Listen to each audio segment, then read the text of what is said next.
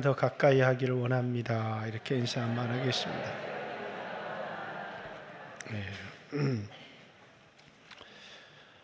베드로전서 마지막에는 장로님들을 향한 권면이 있고요, 일반 성도들을 향해서 네 가지 권면을 하고 있습니다. 순종하라, 겸손하라, 염려를 주께 맡겨라, 그리고 마지막으로 마귀를 대적하라. 이 네 가지 말씀을 하고 있는데, 염려를 주께 맡겨라, 지난주에 말씀을 전했고, 또 이번 주에 마귀를 대적해라는 말씀을 나눌 거고요. 이제 다음 주에 겸손하라, 또 순종하라는 말씀을 나눌 거고, 그리고 장로님들에게 한 권면은 리더 모임 때 나눌 수 있도록 그렇게 하겠습니다. 그래서 다음 주 말씀으로 베드로전서를 마치고, 그리고 베드로후서 말씀을 나눌 수 있도록 하겠습니다. 70년대, 80년대 한국 교회가 부흥할 때 제일 많은 설교는 죄에 대한 설교와 회개에 대한 설교, 그리고 이제 마귀에 대한 설교와 기도에 대한 설교, 이런 게 제일 많았어요. 그런데 이제 2000년 넘어서서 교회가 하얀 곡선을 끄면서 없어진 설교가 죄, 회개에 대한 설교들이 사라지기 시작했고, 특별히 이 마귀에 대해서 설교가 사라지기 시작했어요. 어떤 사람, 목사님 마귀를 본 적이 있습니까? 이렇게 물어보는 사람이 있어요. 마귀를 본 사람이 있습니까? 아무도 마귀를 만나보지 못하셨습니까? 그럼 여러분들이 믿음으로 살지 않기 때문에 그렇습니다. 내 안에 이 엄청난 죄의 세력이 있다는 걸 우리 모르고 살았어요. 그래서 내가 결심만 하면 선하고 착한 삶을 살 수 있다. 세상 사람들은 다 그렇게 생각하고 살아요. 근데 내가 믿음을 가지게 되고 은혜를 받으면서 이제 내가 말씀에 순종하면서 살아야지. 그러면서 이제 말씀에 순종하며 살아야지. 그런데 이게 내 마음대로 안 돼요, 이게.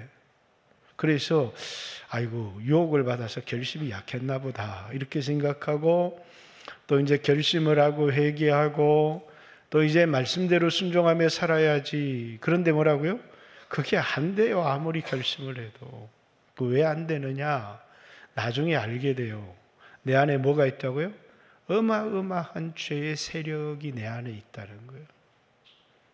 그래서 이제 바울도 그걸 안 겁니다. 그래서 내 안에 선한 것이 전혀 없다고, 내 안에 이 육신이라고 하는 육신의 정욕, 안목의 정욕, 이생의 자랑이 내 안에 무서운 놈이 내 안에 있다는 것을 언제, 그냥 세상에 살아갈 때는 전혀 알지를 못해요. 그런데 믿음으로 살아가려고 하고 말씀에 순종하려고 하면서 내 안에 있는 어마어마한 죄의 세력을 깨닫게 되는 겁니다.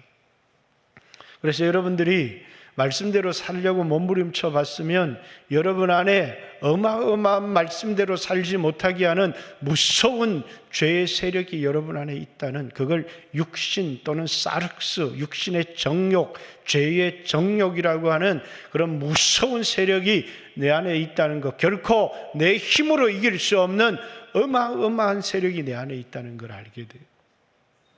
똑같이 여러분 경험해 보셨죠? 이런 게 있다는 걸.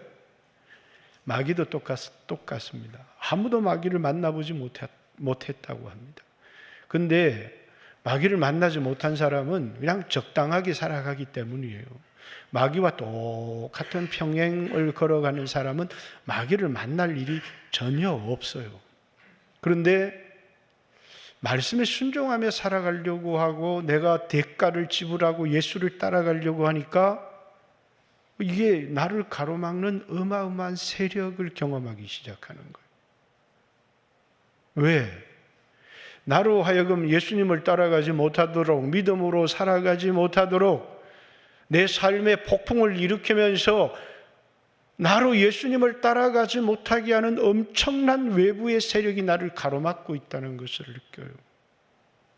마귀가 우리 눈에 만져지거나 우리에게 보여지지 않지만 내 안에 죄의 세력이 있는 것처럼 내 바깥에서 엄청나게 내가 믿음으로 살아가는 것을 방해하는 어마어마한 막강한 세력이 있다는 것, 그리고 그 세력과 싸우지 않으면 결코 예수님을 따라갈 수 없다는 사실을 우리는 알게 됩니다.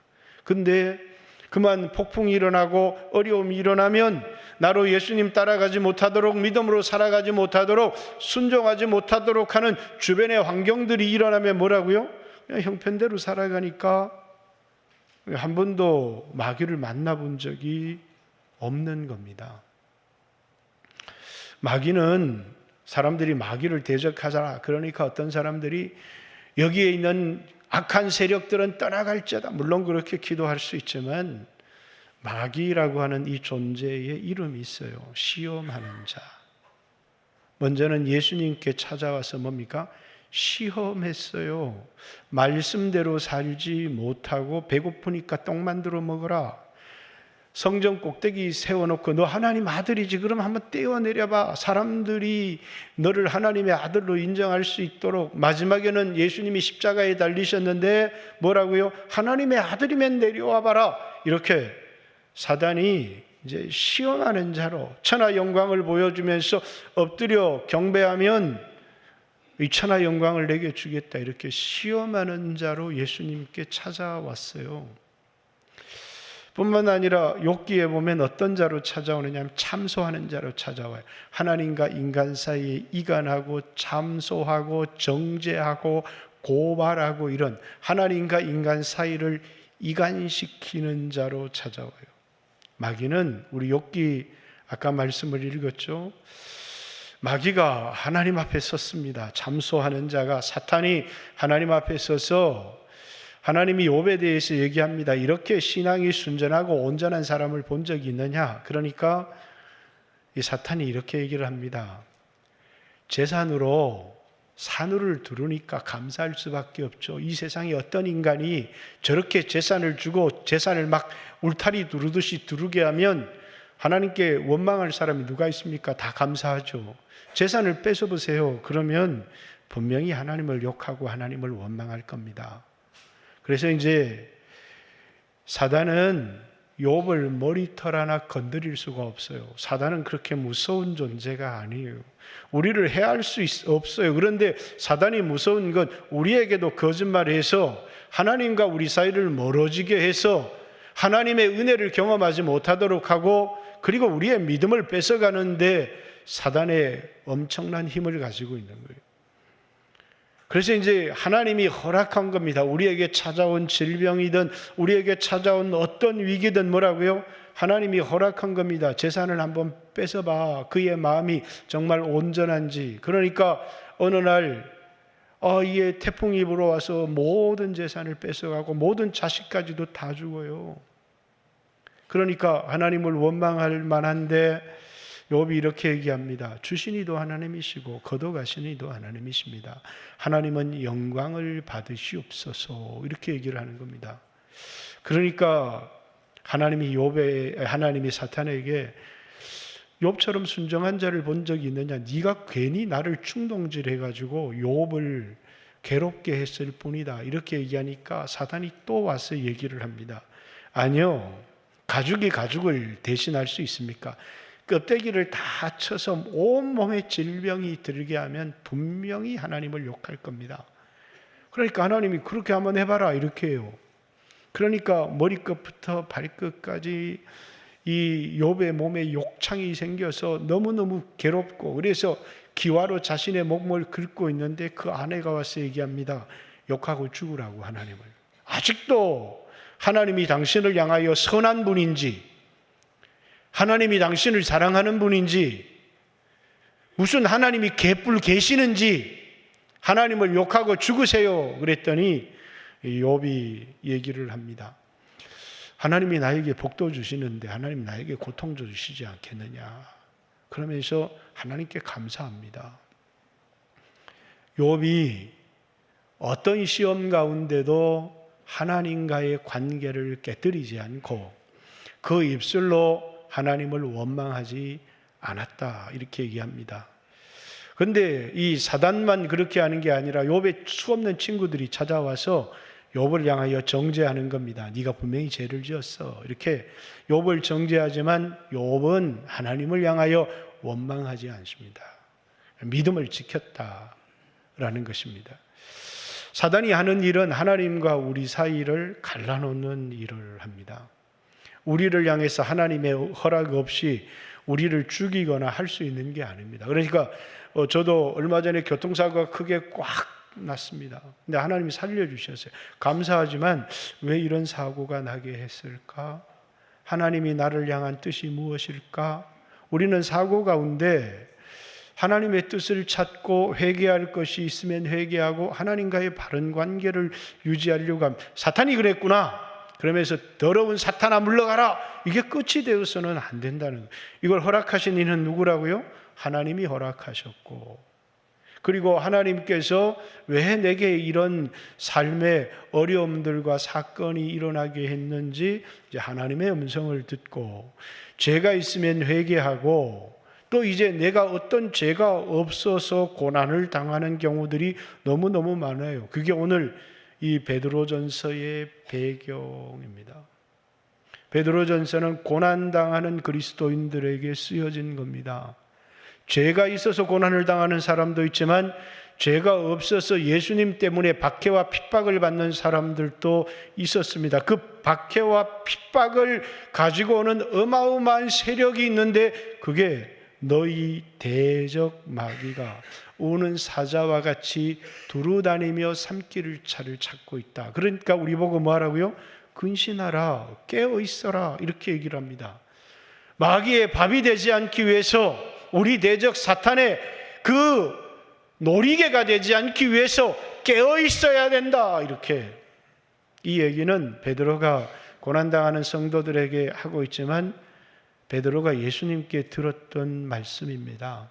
마태복음 26장에 잠시도 나와 함께 깨어 있을 수 없더냐, 그러면서 나와 함께 깨어 기도하라, 이렇게 얘기했는데 그만 깨어 있지 못했어요. 근데 그 앞에 다가오는 엄청난 시험 앞에서 베드로는 예수님을 3번이나 모른다고 부인하고 죄를 짓게 됩니다. 왜 그랬을까요? 깨어 있지 못하였기 때문에 그렇다라는 겁니다. 그래서 예수님께서 베드로를 위해서 간절히 기도했다. 누가복음 22장 30절 31절에 보면 네가 넘어지지 않도록 내가 너를 위하여 간절히 기도했는데 네가 돌이킨 후에 너도 이렇게 넘어지는 형제를 굳게 해라 라는 말씀을 듣고 이제 베드로가 그 당시 고난을 당하는 형제들에게 뭐라고 쓰고 있는 겁니까?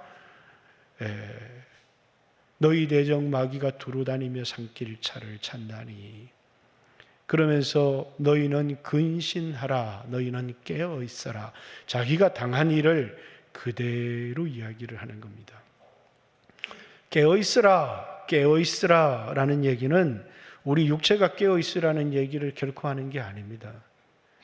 영적으로 깊은 잠에 빠진 사람들이 있습니다.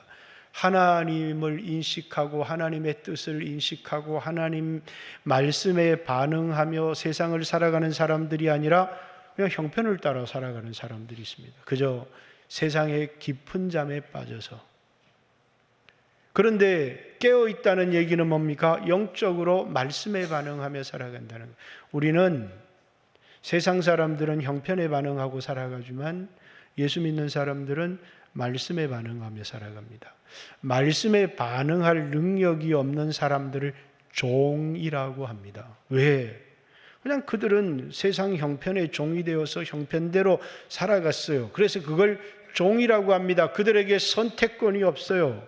그런데 우리에게는 하나님의 말씀을 들었고 죄에서 마귀에서 해방되었기 때문에 우리에게 선택권이 주어진 겁니다. 말씀에 순종하는 삶을 살아갈 수도 있고 형편을 따라 살아가는 삶을 살아갈 수도 있어요. 말씀을 듣고 말씀대로 살아가는 삶을 깨어있다, 이렇게 영적으로 깨어있는 사람은 말씀에 반응해요. 근데 영적으로 그리스도인이지만 깊은 잠에 빠져 있는 사람은 난 잠자고 있지 않은데, 아니 영적인 잠에 빠진 사람은 세상에 반응하고 형편에 반응하고 육체의 정욕에 반응하고 세상 물질에 반응하며 살아갑니다. 이렇게 하면 돈이 손해볼 것 같은데, 이렇게 하면 내가 위기를 만날 것 같은데, 그러면서 끊임없이 환경에서 찾아오는 어려움들은 인정하지만 내 인생의 주인이신 왕이신 그 하나님이 나에게 요구하시는 그 하나님의 말씀에는 반응할 줄 몰라요. 먹을 것, 마실 것, 입을 것, 이방인들처럼 몸을 위하여 무엇인가를 끊임없이 구하는 삶은 살아갈 수 있지만 그의 나라와 그의 의를 구하는 삶을 살아갈 수가 없어요. 왜? 잠들어 있기 때문에 그렇습니다. 그래서 오늘 여러분과 저도 잠들어 있다라는 얘기는 마치 사명이 끝난 사람처럼 그리스도인들이 육체가 죽으면 잔다 이렇게 얘기를 했고, 이 땅에 육체가 살아있지만 말씀에 반응하지 않고 그냥 세상 사람들과 똑같이 살아가는 사람들은 뭡니까? 영적인 깊은 잠에 빠져 있다는 것. 그래서 너희는 깨어라, 일어나라, 이렇게 하나님이 우리에게 깨어나라, 일어나라 이렇게 말씀하시는데 여전히 깊은 잠, 그 소리를 들을 수가 없기 때문이에요. 그리고 뭡니까? 내 눈에 보이는 건 지금 내 눈앞에 있는 현실밖에 보이지 않아요. 그런데 이제 인생의 위기가 찾아오고 어려움이 찾아오면 그때 하나님이 말씀하시는 거죠. 그때 뭐가 열려요? 귀가 열리면서 하나님의 말씀이 들려오면서 내가 지금까지 살았던 삶이 후회가 되기 시작합니다. 그나마 그렇게 해서 깨어날 수 있는 사람이 있다면 너무너무 감사하지만, 어떤 사람은 그만 믿음이 없어서 그 상황 가운데도 절망하고 낙담해버리는 사람들도 굉장히 많이 있습니다. 깨어나라는 이야기는, 깨어 일어나 기도하라는 이런 이야기는 육체적으로 눈을 뜨라는 이야기가 하는 게 아니라 하나님께 반응하라는 겁니다. 내가 당한 현실보다 하나님은 더 크신 분이라는 거예요. 근데 내가 오늘 당한 현실이 너무너무 크게 보이고 내 육신의 병도 너무너무 크게 보이고 내가 만난 문제도 너무너무 크게 보이고 내가 지금 오늘 나에게 고통과 나에게 상처를 주는 사람도 너무너무 크게 보이고 그 미운 마음도 너무너무 크게 보이는데 용서해 주시는 하나님은 크게 보이지 않고 그만 하나님은 아무것도 아닌 것처럼 보여버리면 뭐라고요? 우리는 끊임없이 사람에 반응하고 우리는 사건에 반응하고 우리는 환경에 반응하고 이렇게 하지 하나님 뜻에 반응하지를 않아요. 우리는 세상 사람들과 다를 바가 없는 인생을 살아간다는 거예요. 우리가 마귀를 대적하고 마귀와 이기려고 하면 영적인 존재가 나로 하여금 수없는 형편을 일으켜서 하나님 뜻에 순종하지 않고 형편대로 살아가게 하려고 하는 그런 사단이 있다는 것.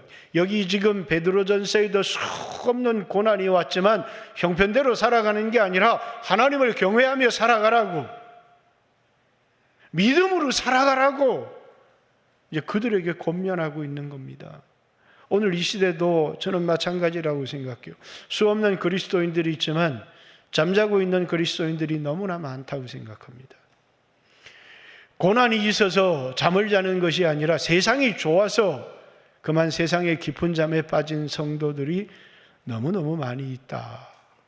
근데 기도해야 주님의 음성이 들리고 기도해야 크게 보이고, 기도라는 건 시선을 바꾸는 거거든요. 오늘 내가 처한 형편에 시선을 두고 살아가는 게 아니라 기도는 뭐라고요? 나를 위해 십자가를 지시고 그리고 우리에게 영원한 생명을 주시고 우리의 생사화복을 주관하시는 그 하나님께 우리의 시선을 돌리는 것이거든요. 근데 많은 사람들이 우리 시선을 하나님께 돌리지 않아요. 우리는 땅을 바라보며 살아가거든요. 그래서 옛날에 가난한 사람들에게 새를 하나님 앞에 제물로 드릴 때 새는 하늘을 나르면서 땅만 보고 살아가요. 땅만 보고 살아가는 사람들은 땅에 속한 사람들이거든요. 그래서 새의 목을 비틀어요. 왜요? 이제는 하늘을 보라고. 예수 믿는 사람들이 그저 형편만 보고 세상만 보고 살아가고, 그리고 그게 너무 커 보이고, 그렇게 하면 내가 멸망할 것 같다면 이 세상을 주관하시는 하나님을, 보좌에 앉아서 세상을 다스리시는 하나님을 우리는 인정하지 않는 거예요. 우리에게 믿음이 필요한 이유는 뭐라고요? 하나님을 바라보는 거라고요. 하나님을 바라보는 거라고요. 믿음의 훈련은 하나님을 바라보는 훈련을 하는 거예요. 이스라엘 백성들이 광야에서 아무리 쳐다봐도 살 길이 하나도 없는 겁니다.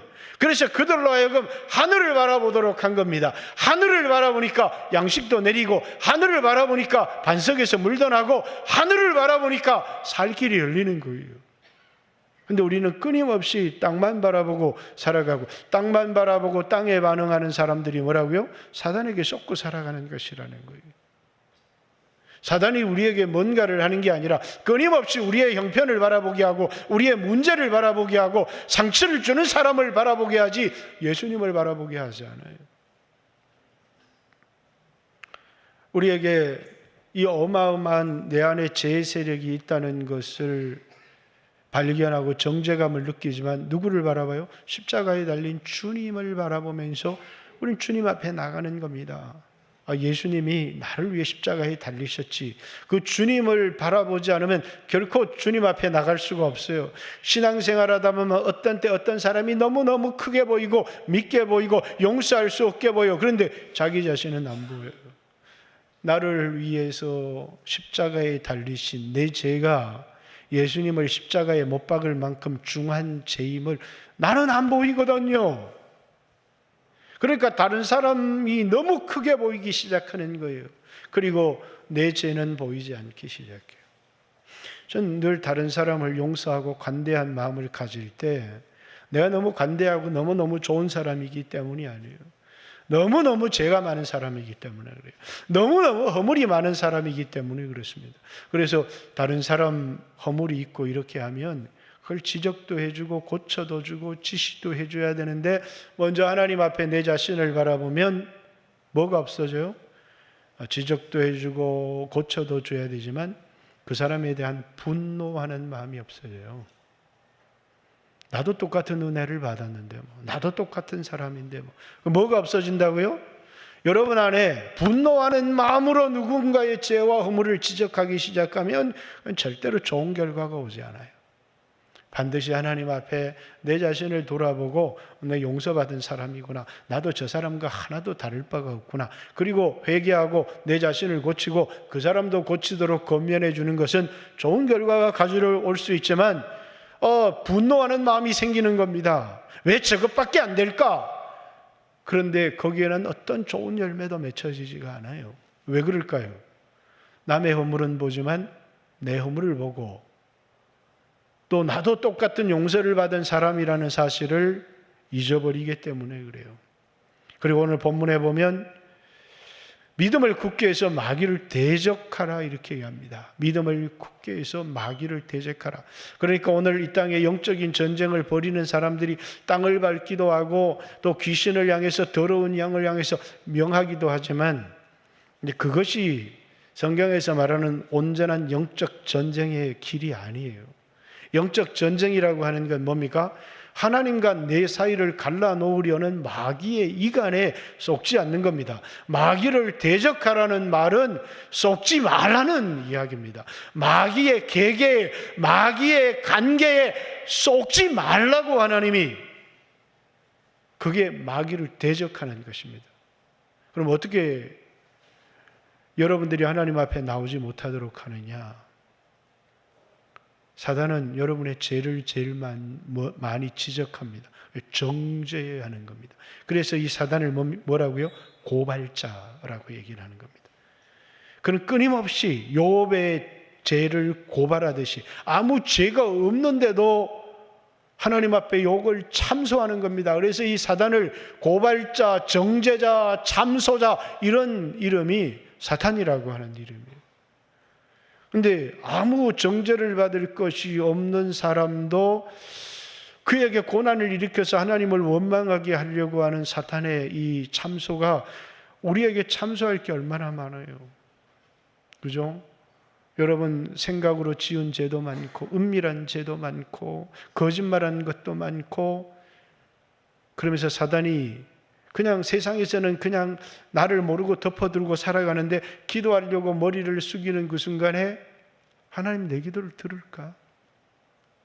왜? 그때 내가 보이기 시작하거든. 기도는요, 그냥 사람을 보고 사람들이 기도하니까 나도 주여 주여 기도하는 기도는 그냥 마음에서 우러나는 진심의 기도가 아니에요. 하나님을 바라보면서 기도가 시작되는 거거든요. 근데 하나님을 바라보고 기도를 시작하려고 하니까 기도가 안 돼요. 기도가 콱 막히는 거예요. 그래서 이 정죄를 뚫으려면 기도의 시작은 회개에서부터 시작하는 거예요. 하나님, 내가 죄인입니다 라는 회개와, 그리고 이제 회개를 한다고 해서 너 내일 또 죄 지을 거 아니야. 자꾸 담력을 잃어요. 예수님 보혈을 의지해야 돼요. 그것이 아니면 우리가 하나님 앞에 나갈 수 있는 사람이 아무도 없어요. 그래서 마귀의 정죄를 깨뜨리는 건 뭡니까? 예수의 피밖에 없어요. 우리 자신의 행위를 의지하고 내가 살았던 삶을 의지하면 하나님 앞에 담대할 수 있는 사람이 아무도 없다는 거예요. 근데 은혜의 보좌 앞에 나갈 때 그 피를 힘입어 담대히 하나님의 은혜의 보좌 앞으로 나갈지니라, 이렇게 얘기한 거예요. 아무도 자신의 행위를 의지해서 하나님 앞에 나갈 수 있는 사람이 없어요. 하나님과 우리의 이 관계는 내가 선행을 해서 내가 말씀을 지켜서 회복한 관계가 아니에요. 이 관계는 그분이 일방적으로 나를 사랑하셨고, 그분이 나를 위해 십자가에 죽으셨고, 그분이 나를 이끌어서 예수 믿게 하셨고, 모든 것이 그분으로부터 시작된 관계예요. 그래서 우리는 내가 주님을 사랑합니다. 내가 주님을 사랑합니다. 우린 주님을 사랑해야 돼요. 그런데 내가 주님을 사랑합니다 라는 걸 의지하면 우린 정죄를 받아요. 네가 정말 주님을 사랑한다고? 주님을 이용했지 언제 네가 주님을 사랑했냐고. 근데 주님이 저를 사랑하십니다. 이 못난 죄인을 주님이 사랑하셨습니다. 이렇게 넘어지는 자를 주님이 사랑하셨습니다. 그래서 주님 앞에 나갈 수 있는 거예요. 내가 주님을 사랑했고 내가 말씀에 순종했기 때문에 주님 앞에 나갈 수 있는 게 아니라 주님이 나를 사랑하셨고 이런 나를 받아주셨고 이런 나의 죄를 위해서 예수님이 못 박혔기 때문에 내가 예수님 앞에 나갈 수 있는 거예요. 그것이 없으면 사탄의 정죄를 이길 수가 없어요. 마귀를 대적하는 건 뭐라고요? 예수님의 보혈이 없이는 그 누구도 정죄에 빠질 수밖에 없어요. 그래서 우리 스스로 이렇게 얘기해요. 내 기도는 상달되지 않아. 이렇게 내 기도는 상달되지 않아. 내 기도는 상달되지 않아. 이런 생각을 가진 사람이 너무 많다는 거예요. 만약에 여러분의 기도가 상달된다고 생각한다면 기도하지 않겠느냐는 거예요. 근데 많은 사람들이 기도의 담력을 잃었어요. 왜? 여러분 삶이 온전하지 않기 때문에요. 그럼 여러분 삶이 온전해질 때까지 기도하지 말아야 되는? 아니요, 그렇지 않아요. 여러분 자신을 의지해서 나가면 그 기도는 하나님이 받으시지 않아요. 그래서 갈라디아서 5장에 할례 받는 너희에게 말하는데 너희는 그리스도에게서 끊어지고 하나님의 은혜에서 떨어진 자다, 이렇게 얘기합니다. 하나님과 우리의 관계에서 내 자신의 행위를 의지하는 그 순간부터 하나님과의 관계가 사라지기 시작하고 은혜가 우리에게 사라지기 시작한다는 거예요. 우리는 주님이 나를 사랑하신 사랑을 의지해서 믿음으로 주님 앞에 나가게 될 때 거기 우리에게 하나님이 부어주시는 은혜가 있는 거예요. 여러분에게 오늘 여러분의 삶의 은혜가 있습니까? 만약에 여러분이 여러분의 행위대로 하나님이 다 갚으셨다면 오늘 여기 있을 수 있는 사람은 아무도 없어요. 근데 하나님이 나를 행위대로 대하지 않으시고 하나님이 나를 뭘로 대하셨다고요?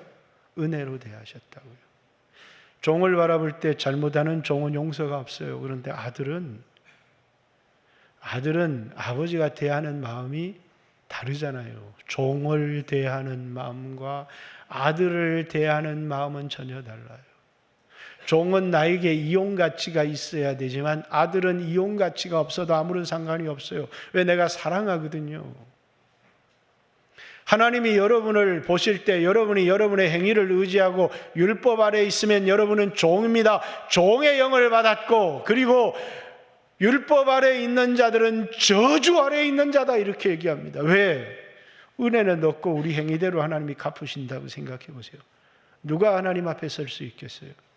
그런데 우리는 율법 아래 있는 자들이 아니라 그리스도 예수 안에 하나님의 은혜 아래에 있는 자들이기 때문에 하나님이 우리에게 한량없이 은혜를 베풀어 주시는 거예요. 그러니까 우리가 의지해야 될 것은 예수님의 보혈을 의지해야 될 뿐만 아니라 예수님 보혈을 의지한다고 해서 모든 것이 끝나는 것은 아니에요. 하나님이 우리에게 성령을 보내주셨어요. 성령을 보내주신 이유는 뭐라고요? 우리를 인도해 주시기 위해서요. 우리를 가르쳐 주시기 위해서요. 마귀의 괴계를 분별해내게 하기 위해서요. 하나님의 음성을 들을 수 있도록 하게 해주시기 위해서요.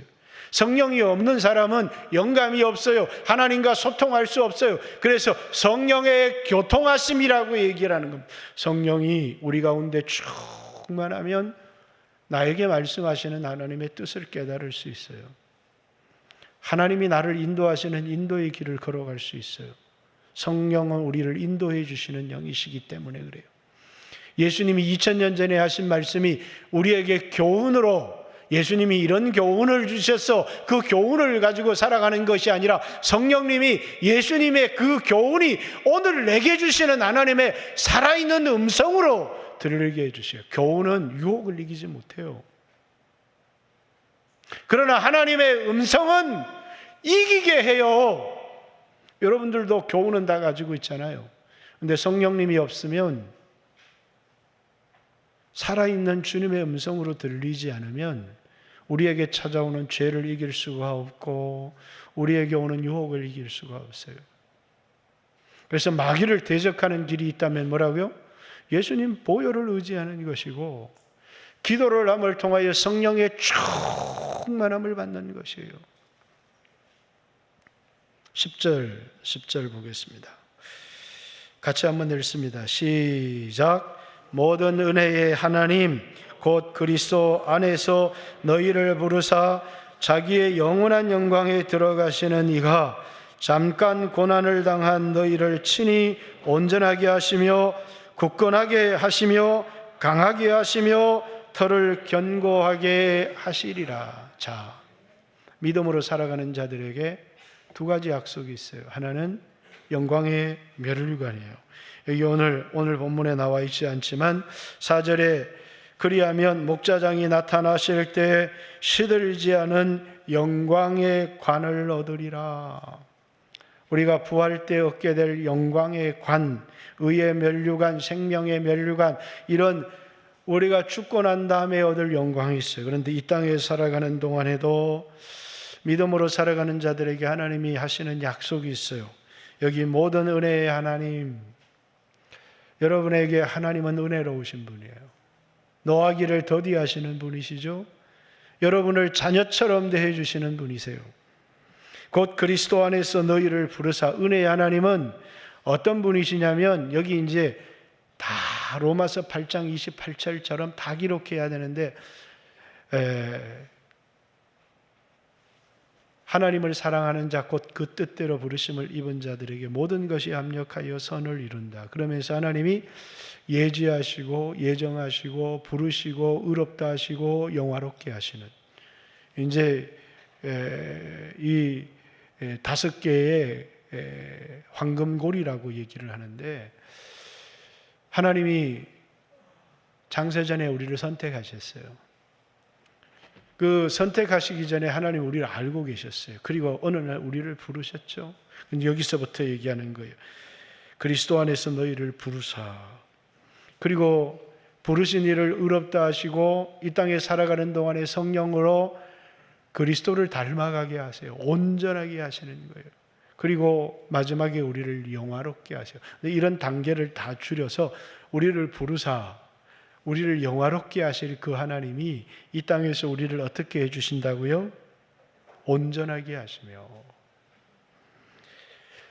우리 사람이 변화되게 만들어 주신다는 거예요. 이 세상에 사람들은 많은 돈을 가지고 있다고 자기가 훌륭한 사람이라고 생각하는 사람이 많아요. 돈은 천국에 가져갈 수 없어요. 이 세상에서 주님의 말씀으로 변화된 사람이 천국을 가는 거예요. 말씀으로 변화된 것이 내 인생에 가지고 있는, 그래서 얼마를 가지느냐가 중요한 게 아니라 어떤 존재가 되느냐가 그리스도인들에게 중요한 거예요. 나는 100억을 가졌습니다. 아무런 의미가 없어요. 나는 그리스도를 닮은 존재가 되었습니다. 해빙이 중요한 게 아니라 being, 내가 어떤 존재가 됐느냐가 중요하다는 거예요. 그래서 존재냐 소유냐, 여러분 이런 책을 많이 읽어보셨을 거예요. 그죠?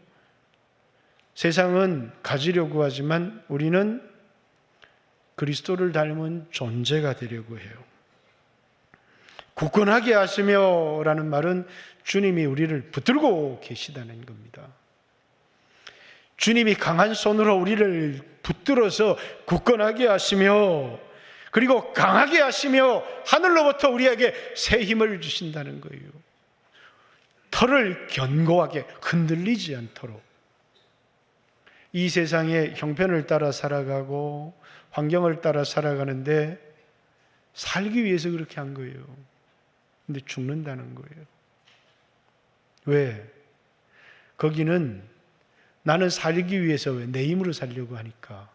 근데 우리는 살 수가 없어요. 근데 그리스도를 위해서 죽으려고 했어요. 말씀에 순종하려고 했어요. 그래서 예수님을 따라오는 제자들에게 너희가 살려고 하면, 자기를 위하여 살려고 하면 반드시 죽게 된다. 그러나 나를 위해서 내 목숨을 잃으면 구원을 얻으리라. 오늘 장로가 될 우리 박철민 교회 장로님에게 전할 말씀인데, 살려고 하는 사람은 죽어요. 근데 주를 위해서 죽으려고 하면 이렇게 죽었구나. 그런데 그건 착각이에요. 주님이 계시거든요. 온전하게 하시는 주님, 굳건하게 붙들어 주시는 주님, 하늘로부터 새 힘을 주셔서, 독수리 날개치는 새 힘을 주셔서 우리를 강하게 하시는 주님, 그리고 우리의 털을 흔들리지 않도록 견고하게 해주시는 주님. 여러분 보세요. 우리 자녀들이 세상에서 편하게 살다 보니까 정신적으로 문제가 너무너무 많아요. 그런데 자녀가 은혜를 받아보세요. 자기는 너무너무 약한데 마음속에 은혜가 들어오는 그 순간부터 달라지기 시작해요. 두려움이 없어져요. 담대해져요. 용기가 생겨요. 그리고 이렇게 얘기합니다. 여호와는 나를 돕는 자시니 누가 나를 대적하리요? 왜? 하나님이 자신의 힘이 되었기 때문에 그래요. 자신이 강해서가 아니라 하나님에게 자기 자신을 의탁했고 하나님이 나와 함께 하신다고 생각하니까 강한 사람이 되는 겁니다. 담대한 사람이 되는 겁니다. 두려움이 없는 사람이 되어지는 거예요. 뭐가? 그리스도의 은혜가. 근데 그게 사라지면 정신적으로 왜 그렇게 약한지, 정신적으로 비실비실하기 시작해요. 막 자살하려고 하는 애들도 나와요. 우울증에 걸리는 아이들도 나와요. 자신감을 잃어서 열등의식에 사로잡히는 아이들도 나와요. 대인기피증의 아이들도 나와요. 수없는 문제들이 생겨요. 그러나 심리적으로 정신병원에 데려가서 약을 먹이고 해결이 안 돼요. 그런데 십자가의 은혜를 경험하면 한 방에 해결이 돼요. 왜? 주님이 내 안에 계시거든요. 주님이 나에게 용기가 되시거든요. 여러분, 심리적인 문제는 약으로 해결되는 게 아니에요. 오늘 청소년들에게 너무너무 문제가 되는 이 심리적인 문제는 정신병원 데려가 보세요. 정신병원 가서 고친 사람이 얼마나 있나? 정신병원은 정신병을 고치는 게 아니에요. 사람들을 잠들게 하는 것이지. 뭐가 우리를 고쳐요? 하나님의 은혜가요. 하나님의 은혜가 우리를 온전한 사람이 되게 만들어요. 하나님의 은혜가 우리를 붙들면 우리는 굳건한 사람이 되어져요. 하나님의 은혜가 우리에게 부어지면 우리는 강한 사람이 되어져요. 하나님의 은혜가 우리와 함께하면 여러분의 인생의 터는 흔들리지 않아요. 왜? 하나님이 내 힘이 되시기 때문이에요. 하나님이 내 반석이 되시기 때문에 그래요. 그래서 오늘 마귀를 대적하라 이렇게 얘기합니다. 근데 얼마나 우리는 많이 쏟고 우리는 얼마나 많이 넘어집니까? 대적하라는 얘기는 속지 말라는 얘기예요. 마귀의 괴계에 속지 않고, 마귀가 우리에게 할 수 있는 건 아무것도 없어요.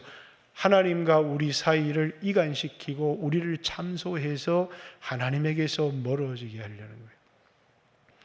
우리는 예수님의 보혈을 의지해서 나는 약하지만 끊임없이 하나님 가까이 나가는 것, 정죄당하지 아니하고 끊임없이 하나님 가까이 나가는 것, 그것이 우리가 사는 길이에요. 성령님을 의지해서 성령의 충만함을 받아서 말씀대로 살아가는 것, 그것이 우리가 이 세상을 이길 수 있는 길입니다. 그런데 여러분들이 우리의 시선, 우리는 뭘 바라보고 있느냐? 우리 형편을 바라보면 사단에게 속아요. 근데 주님을 바라봐야 돼요. 성령님은 끊임없이 주님을 바라보게 하시는, 주님의 음성을 듣게 하시는 분입니다. 여러분 모두가 깨어 있어서 오늘 이 시대 가운데 승리하고 하나님이 주시는 복을 받는 귀한 성도들이 되시기를 주님의 이름으로 축복합니다. 조용히 한번 하나님 앞에, 너무 멀리 하나님에게서 너무 멀어지지 않았나요? 그리고 너무너무 힘이 빠진 성도들이 많지 않습니까? 내가 주님 가까이 갑니다. 지금도 주님은 우리를 거절하지 않습니다. 내 기도를 들어주실까? 나를 받아주실까? 사단에게 속지 마세요. 성령님은 오라고 합니다. 주께 나오라고. 회개하고 주께 나오라고. 하나님은 우리의 죄는 미워하시지만 우리는 미워하시지 않는다고. 회개하고 하나님께 나오면 하나님이 받아주신다고. 하나님이 미워하시는 것은 죄지 나를 미워하시는 것이 아니라고. 같이 한번 1, 2분만 회개하고 나는 하나님께 더 가까이 나가기를 원합니다. 이번 여름을 통해서 하나님을 더 깊이 만나기를 원합니다. 하나님이 주시는 은혜와 하나님이 주시는 새 힘을 경험하기를 원합니다. 같이 한번 주여 하시고 하나님 앞에 기도합니다. 기도드리겠습니다. 주여